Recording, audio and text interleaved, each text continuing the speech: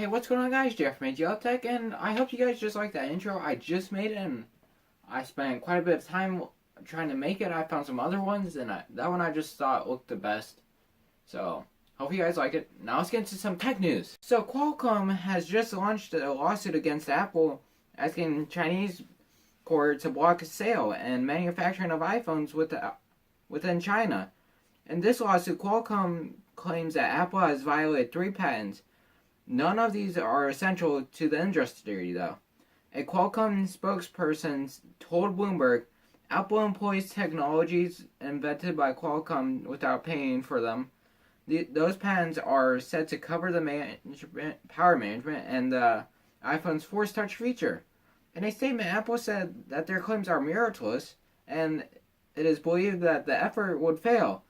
It was suggested that the effort was opportunistic, because Qualcomm has not brought up the patents during the negotiations and has some issues recent.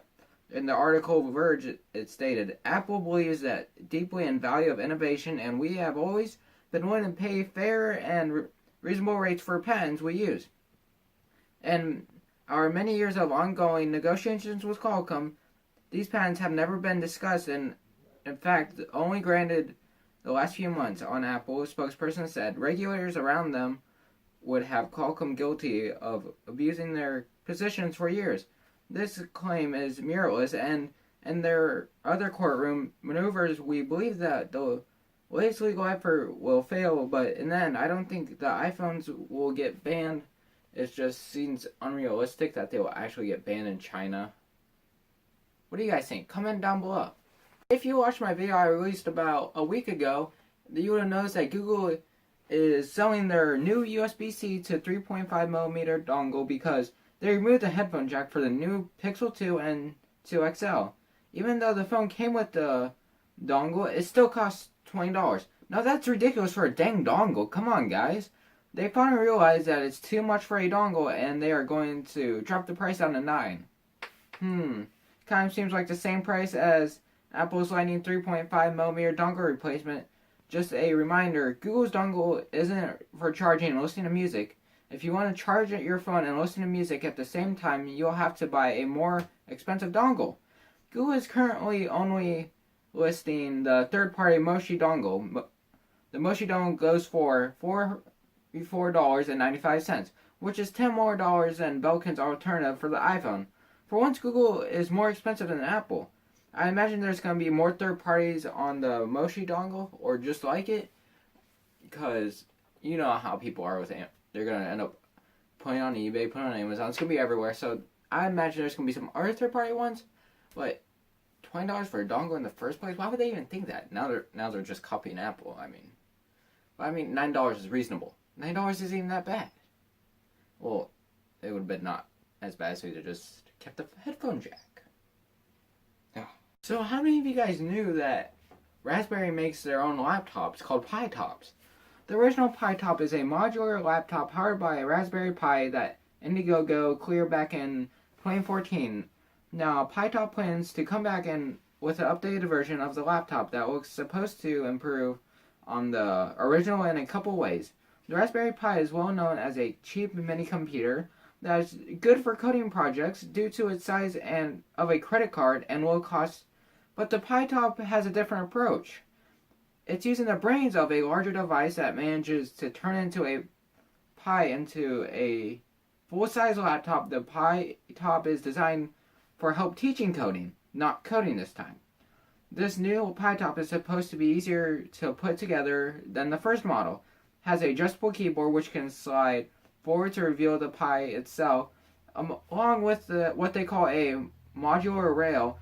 You can attach new components and Pi Top accessories. The Pi Top will come with one compatible accessory out of the box, their inventor's kit, and it has a breadboard and some basic components for small projects like microphones and LEDs.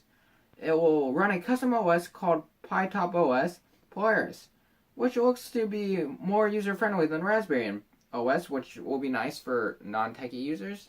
But I mean, assuming that you're programming, you're going to be techie. It will cost $320, which completes with not just Chromebooks, but it also some lower price laptops it'll compete with. It's a pretty big markup from their famous Raspberry Pi 3. So, would you guys ever consider one? I mean, you think the Raspberry Pi, which I still have right here, it's cheap, but they're marking up like 10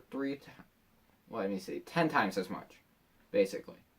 Intel is now attempting to reassert its authority in the silicon business by unveiling a new family of chips designed for AI, aka artificial intelligence, the Intel Nirvana Network Processing Family, or NNP for short. The NNP is meant for more of a response to the needs of the machine learning and is designed for data centers, not your PC. Intel CPUs may still be a stalwart of server stacks. By some estimates, it has a 96% market share in the data centers. But the workloads are contemporary AI, which are much better served with graphical processors or GPUs, coming from firms like NVIDIA and ARM. Google has designed their own silicon named the Tensor Processing Unit to power its cloud computing business. Intel decided to purchase AI hardware, and they decided business specialist Mobileye last March, which I did not know until I read this article. Who do you guys think will make the best AI out of all these companies? Comment down below. Windows Creator Update just came out. For the past 6 months, Microsoft has been testing their latest Windows 10 False Creator Update, and now it's out. Even though Microsoft's Creator Update naming extends this latest Windows 10 update, a lot of the features are new additions and to be used by all Windows users. Microsoft is finally launching its mixed reality headsets with the False Creator Update, and it's bringing its contract integration to the Windows 10 taskbar. Most of the improvements are made to Windows isn't that big though. Some even have been delayed until a future update. Microsoft is starting to tweak the overall looks and feels of Windows 10. My people is Microsoft's method of making the static Windows 10 taskbar a little more personal. You can now pin friends, coworkers, or even family members to the taskbar for quick access contact details. You can even use Skype to call or message the contact from the taskbar, and emoji and messages will pop up during the conversations. Now, the Task Manager, there is a new GPU option in the Performance tab that shows GPU utilization and memory usage. So, if you don't have that Creators Update, you might want to go and update it, because you might just want to stay up to date with your computer. It's actually pretty important, especially with the new WPA2 hacking. Hopefully there's going to be some updates on Google for that, because Google had WAP2. It's not secure and anybody can hack it. So one way to check it is if it has more 3 W's, when you go like type in www dot and it has more than 3, like so let's say it has 5, you're not safe then, because someone's hacking and is on the other end in between you and the network. And then other way to make sure is it has HTTPS and it's green and it's up in the top left corner in the search bar and it says it's secured. Now here's some more information about it. For the past year, Microsoft's security team hasn't been getting along with Google. While their pair are bitter rivals in a number of reasons, Google disclosed a major Windows bug before Microsoft was ready to patch it last year. It irritated the company so much that Windows chief Terry Marison authored a blog post criticizing Google for not disclosing security vulnerabilities responsibility. Microsoft had discovered a remote Chrome vulnerability last month and is now demonstrating how it feels is responsible for disclosure. Microsoft's Windows security team outlines a remote code execution issue in Chrome and criticizes Google's approach to security patches. We are responsibility disclose the vulnerability that were discovered along the reliable remote code execution exploit to Google on September 14, 2017.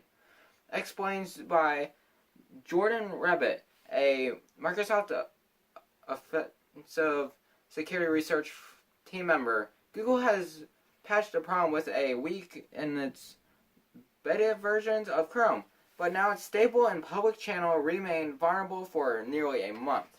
So, now, I watched a video on Austin Evans and he was showing me about it. I might have that link down below if I remember it.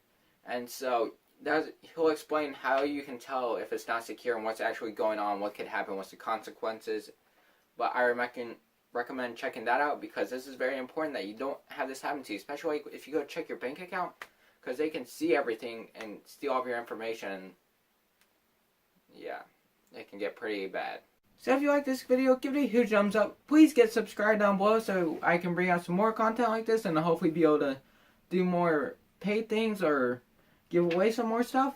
And Rook, I'm honestly hoping I'm going to try my best to have that keyboard start shipping next week.